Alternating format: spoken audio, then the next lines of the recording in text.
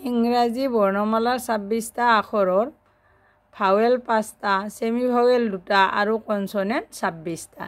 এই কনচনেণ্টবিলাকৰ অসমীয়া উচ্চাৰণ কিনো হয় সেই বিষয়ে ক'বলৈ ওলাইছোঁ। এতিয়া আমি কনচনেণ্টবিলাকৰ অসমীয়া উচ্চাৰণ শিকো আহা।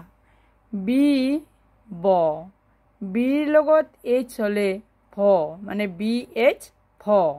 চি ক চ, ডি ড দ, ডিৰ লগত এইচ যোগ হ'লে ঠ ধ। এফ ফ, জি গ জ, জিৰ লগত এইচ হ'লে মানে জি এইচ ঘ, এইচত হ, জে জ জ, কে ক, কেৰ লগত এইচ হ'লে মানে কে এইচ হ'লে খ, এলত ল, এমত ম, এনত ন। ঠিক সেইদৰে পিত প, পিৰ লগত এইচ যোগ হ'লে ফ, কিউত ক, আৰত ৰ ৰ ৰ, এছত চ ছ, এছৰ লগত এইচ যোগ হ'লে ছ ছ। টিত ত ট ত, টি এইচত মানে টিৰ লগত এইচ যোগ হ'লে ঠ থ বা ড দ। ভিত ৱ ব, এক্সত কৈছক চ, জেডত জ জ। মোৰ চেনেলটো যদি ভাল লাগিছে লাইক কৰিব, ছাবস্ক্ৰাইব কৰিব আৰু কমেণ্টছ কৰিবলৈ অনুৰোধ জনালোঁ। ইংৰাজী বৰ্ণমালাৰ কনচনেণ্টবোৰত এনেধৰণে আমাৰ অসমীয়া উচ্চাৰণ হয়।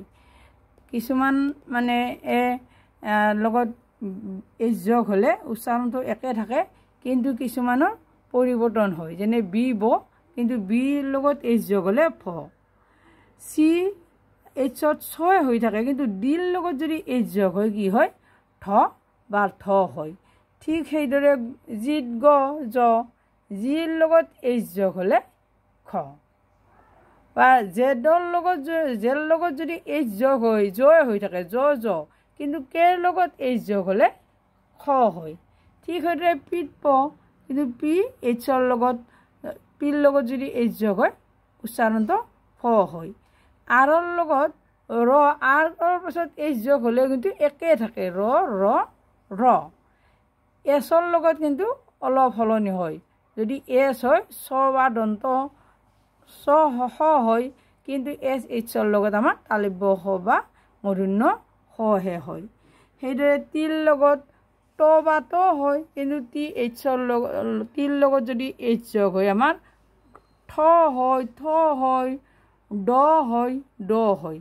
এনেদৰে আমাৰ ইংৰাজী কনচনেণ্টবিলাকৰ অসমীয়া উচ্চাৰণবিলাক পৰিৱৰ্তন হয়। কিছুমান একে থাকে, এইচ যোগ হ'লেও কিছুমানৰ পৰিৱৰ্তন হৈ যায়, কিন্তু আখৰটোৰ লগত এইচ যোগ হ'লে পৰিৱৰ্তন হয়। এনে আখৰবিলাকৰ উচ্চাৰণবিলাক ঠিক সেনেদৰে যায়, বি ব ডি ড চি ক চ, ঠিক এনেদৰে। আজিলৈ এইখিনিয়ে।